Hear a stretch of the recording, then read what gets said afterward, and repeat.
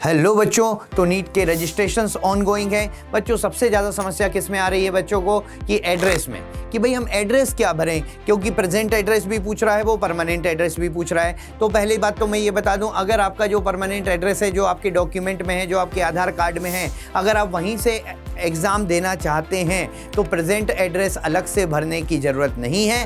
Present address same as permanent address आपको करना है, ठीक है, एक ही एड्रेस जाएगा वहाँ पे। लेकिन अगर आपका परमानेंट एड्रेस कहीं और का है, लेकिन आप किसी दूसरी सिटी में रह रहे हैं और आप चाह रहे हैं कि मैं तो जहाँ रह रहा हूँ वहाँ से एग्ज़ाम दूँ, तो उसके लिए फिर आपको प्रेजेंट एड्रेस अलग से भरना पड़ेगा।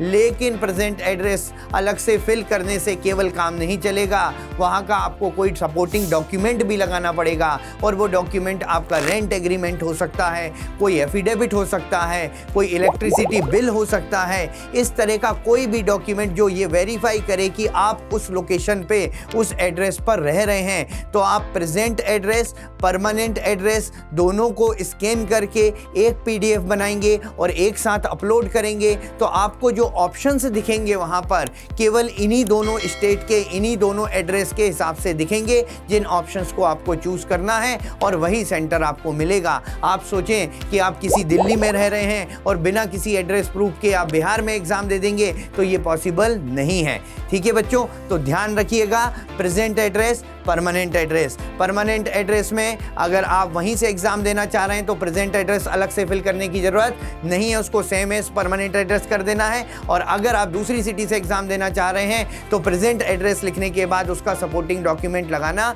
जरूरी है। तो बच्चों इस तरह की और जानकारी के लिए, अपडेट के लिए हमसे जुड़े रहिए। अगर चैनल को सब्सक्राइब नहीं किया है तो सब्सक्राइब जरूर करिएगा, लाइक करिएगा, शेयर करिएगा। Thank you.